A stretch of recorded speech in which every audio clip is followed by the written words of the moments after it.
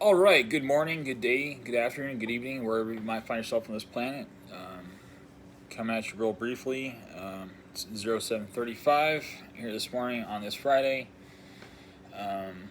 It's more or less foundational day for me and my platoon, so um, let's just say we had a zonk for PT. If you know what that is, you know what's up. So um, I'm taking the opportunity, more or less, to get in some reading.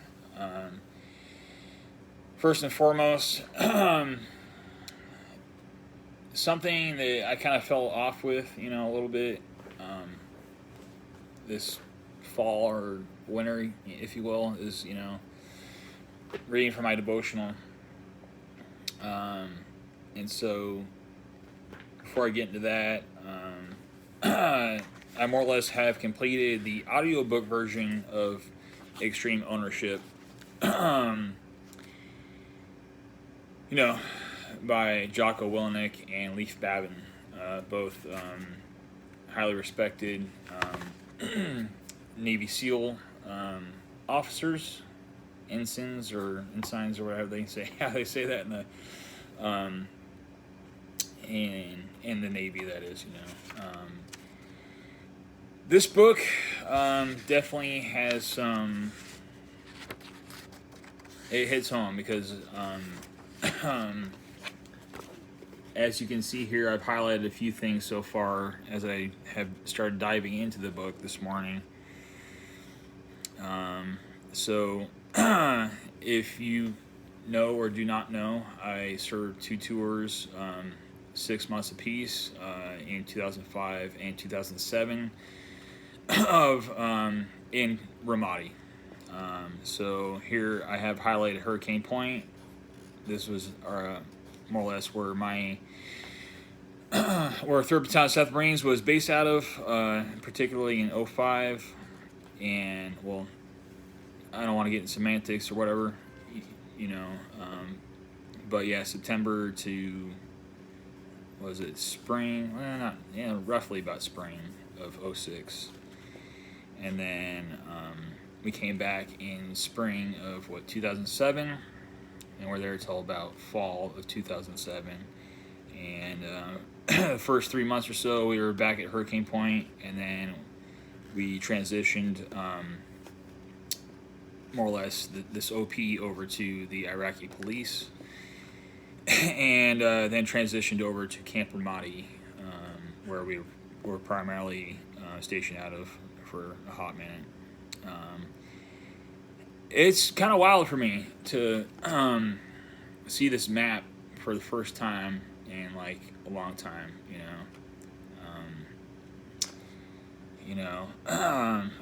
If you see here, Route Michigan, which runs, from east to west, if you will, because again, this is north, south, and then I'm backwards on it, west, east, if you will. And my first deployment, I was voluntold basically for, the guard platoon, and I stood post right at our entry checkpoint, manager checkpoint to Hurricane Point, and spent many a night and day staring down Route Michigan, and so that's a thing. And I guess, if you will, if I could point it out, maybe here. Oh man, this is turning into a whole thing, isn't it? So, right here at the roundabout, might as well freaking point it out. So, let's see if I remember correctly. Snake Pit was right here. Where's my Lima Company Marines at? Yeah, so the Snake Pit was about there. Yeah, and I remember occasionally I would have to stand post on the bridge. There's a OP here, and then an OP here, and some other OPs to point out maybe. I remember that. There was one that faced out here, and that was like, I don't know, nothing ever happened over there, really, see, Blue Diamond. My second deployment with 3rd Battalion 7th Marines. Cat Black Yankee. We would occasionally go to Blue Diamond. Right here. It's pretty sweet. I remember they had like this.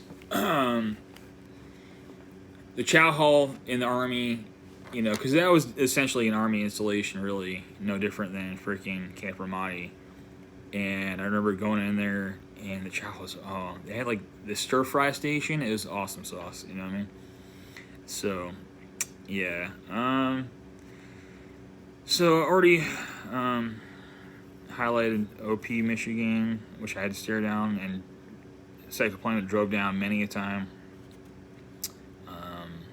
OPVA, shoot, I remember stopping off there many a time, and then Government Center, of course. Let's see. Either way, I'll have to get back into this here again soon,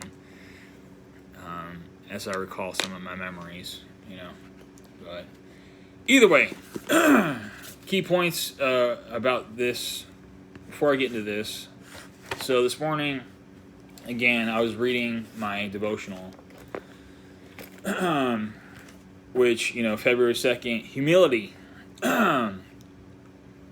This was John the Baptist's message. After me comes the one more powerful than I, which is Mark 1:7. Can you imagine Time magazine with a man on the cover and a quote at the bottom saying, "I don't have the answer. I'm not the solution." It sounds far-fetched, doesn't it? How about an author who says, "I really don't have what you need. Wait for the one who follows me. He's the one you really need to check out." Again, hard to imagine.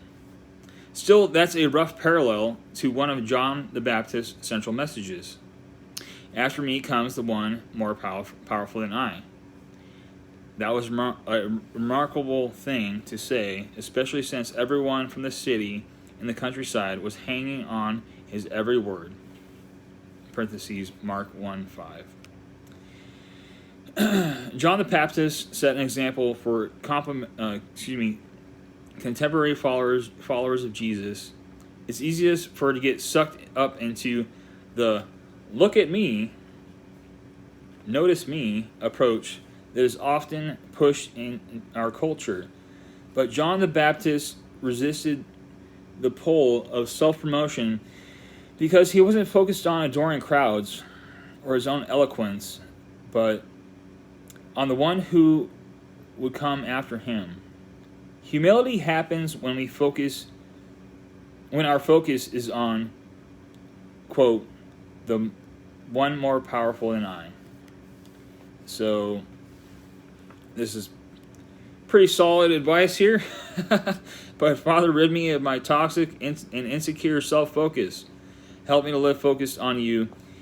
Give me your strength so I might love your world. So that's the thing. Which leads me back to while I was reading this after that this morning, and the forward portion, which again I had heard an audiobook, but again, like I believe in like reading with your eyes, and you really soak the information in rather than hearing it. You know what I mean? So one thing that really stuck out to me is I'm just going to read the quote that I highlighted in such a way, which and again I highlighted humble, right? So this is going to tie together eventually. Stand by. So once people stop making excuses, stop blaming others, and take ownership of everything in their lives, they are compelled to take action to solve their problems. They are better leaders, better followers, more dependable, and actively contributing team members, more skilled and aggressively driving toward mission accomplishment. But they are also, keyword, humble, right? Able to keep their egos from damaging relationships and adversely impacting the mission and the team. So hopefully that makes sense in such a way, and if you will, gives you some positive food for thought. At this point, I'm past reading the introduction, and I more or less have started chapter 1 as far as reading this. So, either way, to be continued, I guess. This is high value stuff, all right? I mean, like, wow. Really good food for thought. Especially if you're a leader or seeking to be a strong leader within, this organization that is the military, or even like how Jocko and freaking Liev put it. You can apply it to your relationships within your family and stuff. So either way, I'll cut this off for now. But go forth, do great things in your living this weekend. Be safe. Don't do anything crazy, like jumping off a bridge or some shit like that. Without a parachute. So either way, Semper Fidelis Hua, Roger out.